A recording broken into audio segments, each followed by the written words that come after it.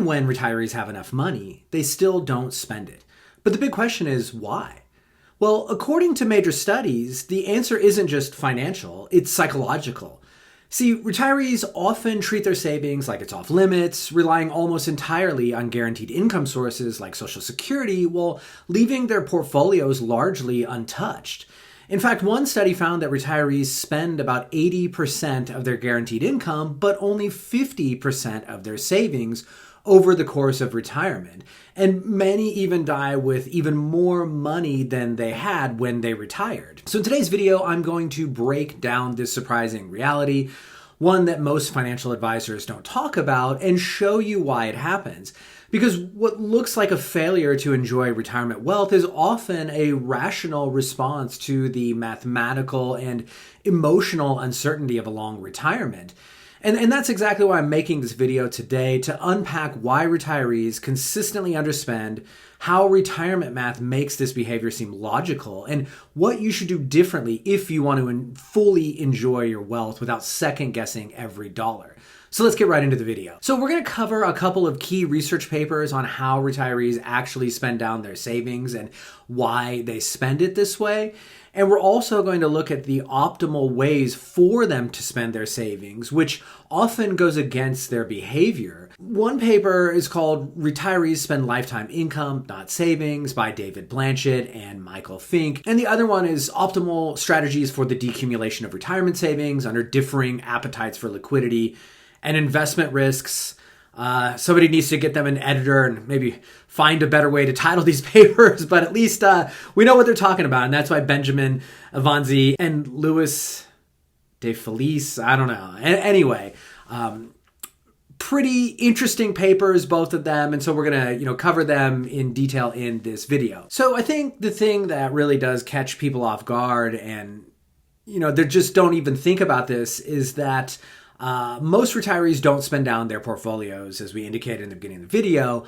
And really what you see is, in a lot of cases, they don't even spend all of their investment income, let alone touch the principal. And so if we go to that first paper by Blanchett and Fink, it shows that retirees typically spend only about 80% of their guaranteed income. So that's Social Security, the people who are fortunate enough to have pensions, and then some people have annuities and so on. And then contrast that with the fact that people only spend about 50% of their retirement savings over the course of retirement. Now, look, income and savings are obviously different. And so I think, a better approach is obviously comparing the income generated from their retirement portfolios. But as I said, even when you do that, they typically don't even spend down the income coming from their portfolios. So what happens is that for most affluent retirees, this means their portfolios often continue growing as they age. And,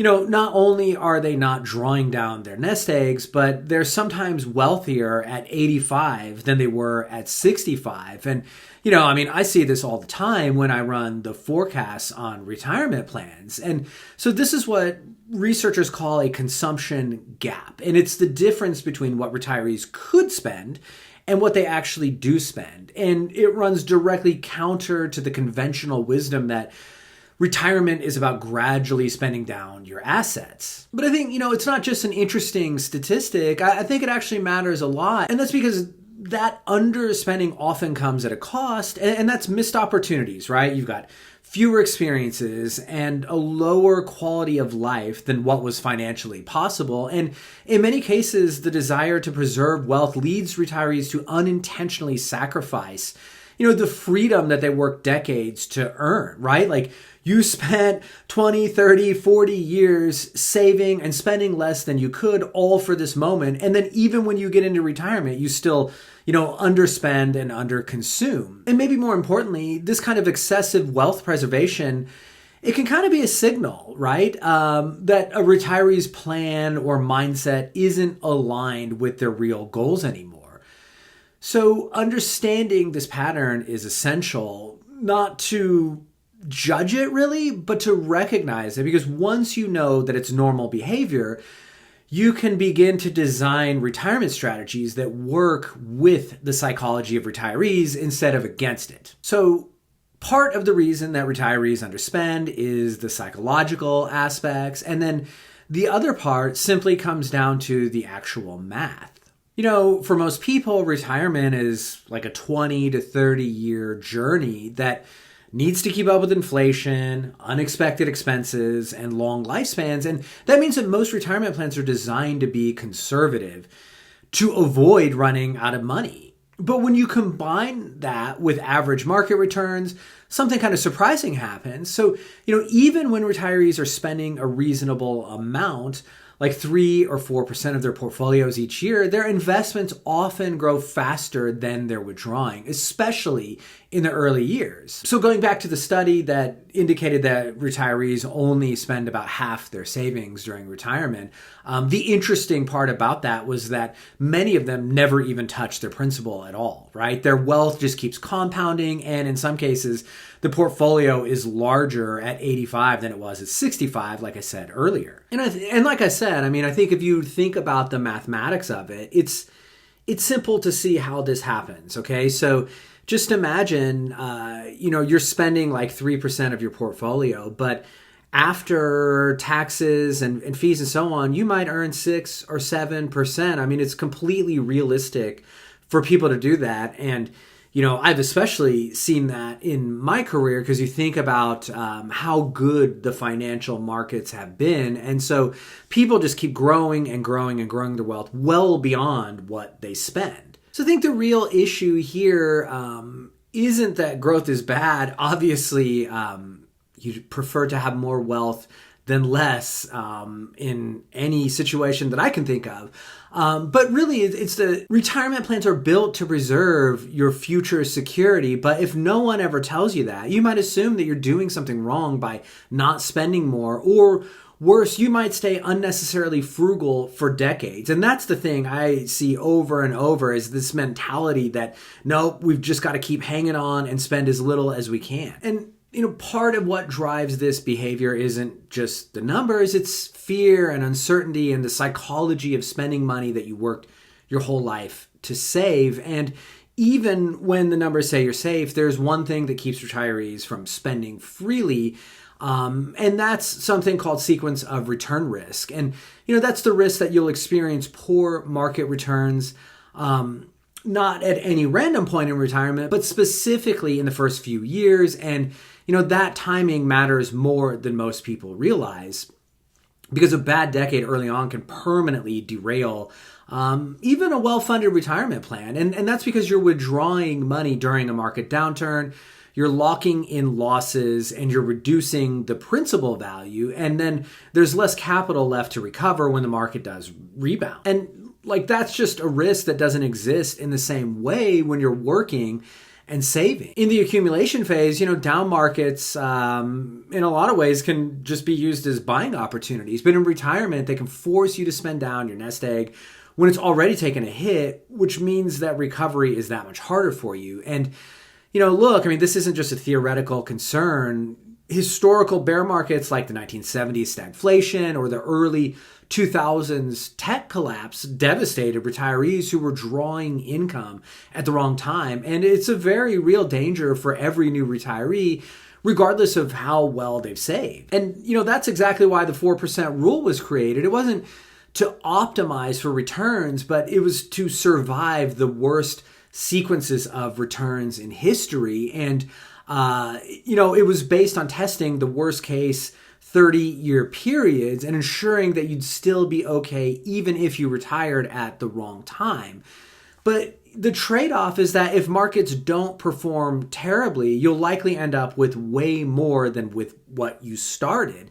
And in fact, research shows that retirees who follow the 4% rule are more likely to quintuple their wealth than run out of money. All right. So in the vast majority of cases, you're way underspending, and that's not the right path either. So I think the irony of this is that to protect against the worst case scenario, if you're using something like the 4% rule, you're going to have to spend as if it's going to happen, even though it probably won't. And, that safety buffer leads to excessive growth in most scenarios, especially for those people who are already cautious to begin with.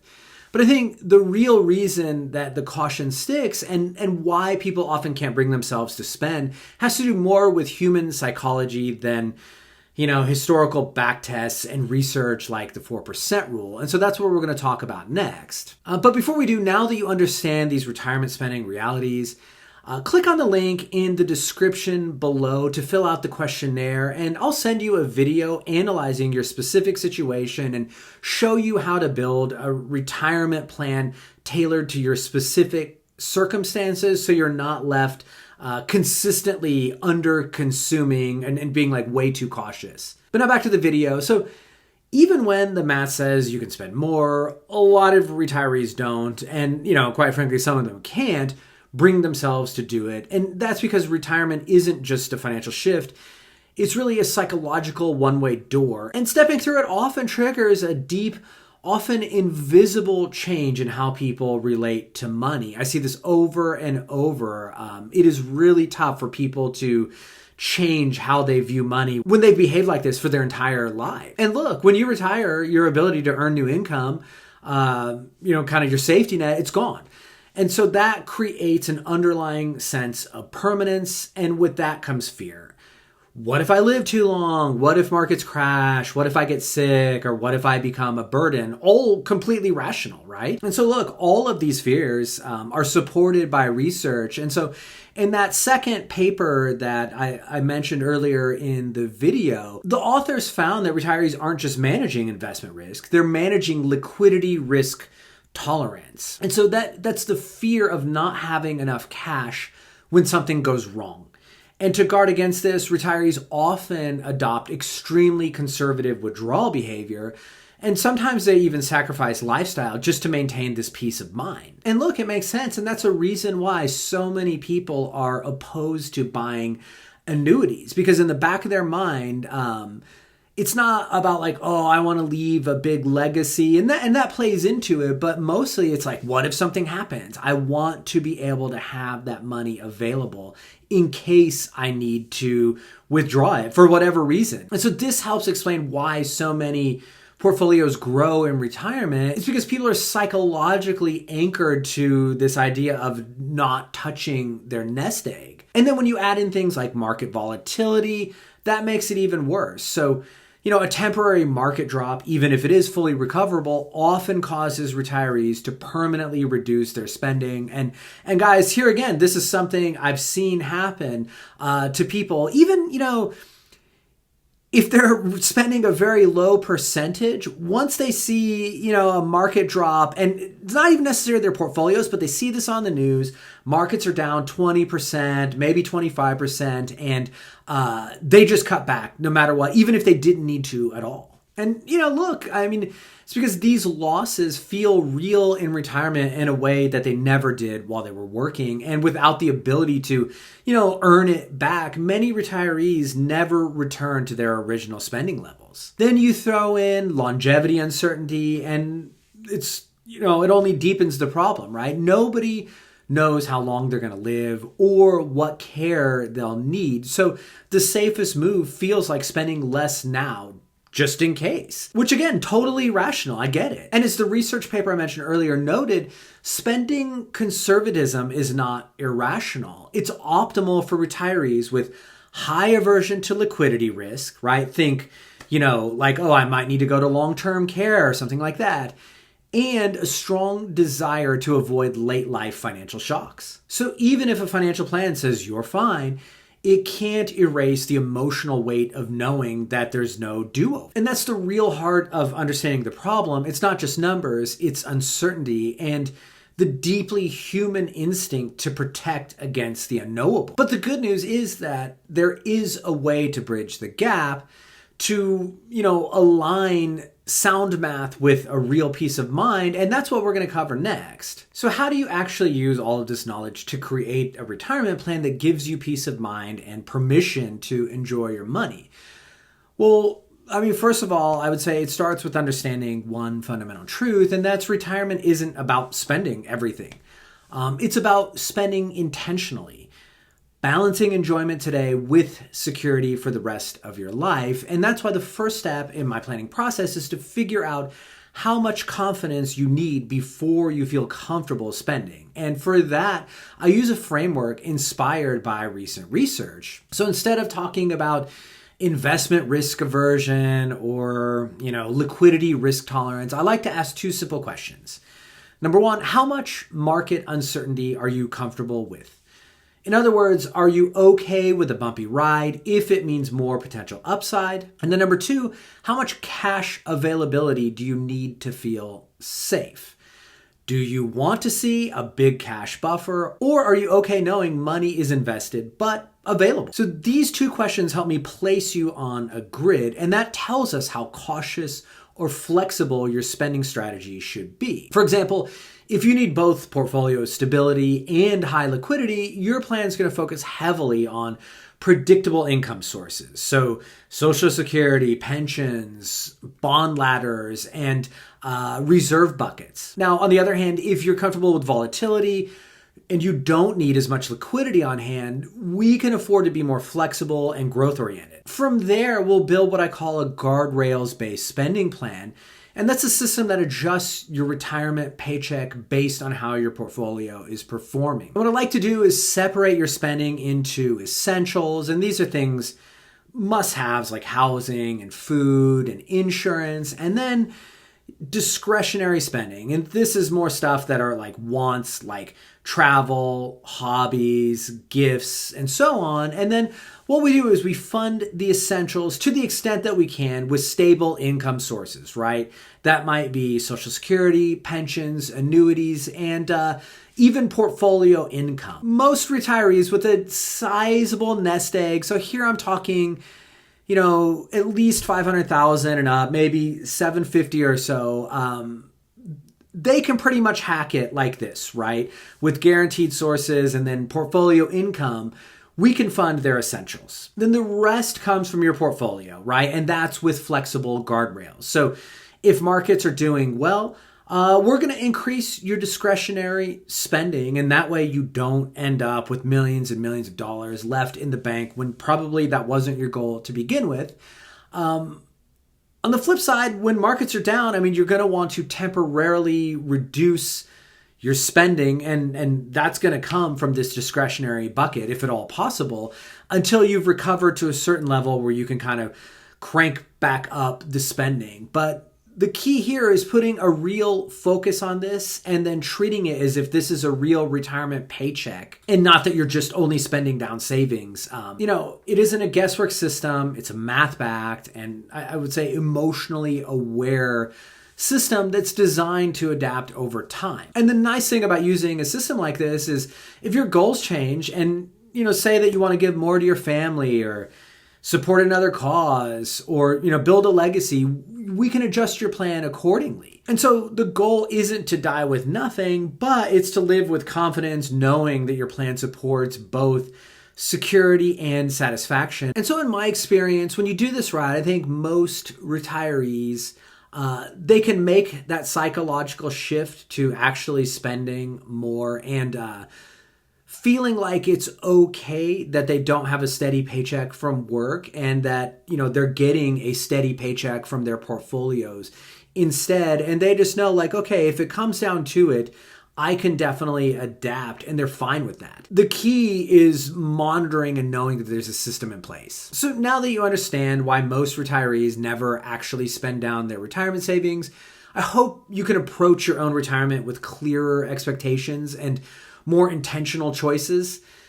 The real goal isn't to spend everything, it's to spend enough to live well while you still feel secure. And if you want to discover how to create the perfect balance between enjoying your hard-earned savings and maintaining long-term security, fill out the questionnaire in the description below and I'll send you a video analyzing your specific situation and showing you how to build a retirement plan that gives you both confidence and fulfillment. Thanks for watching, and I'll see you in the next one.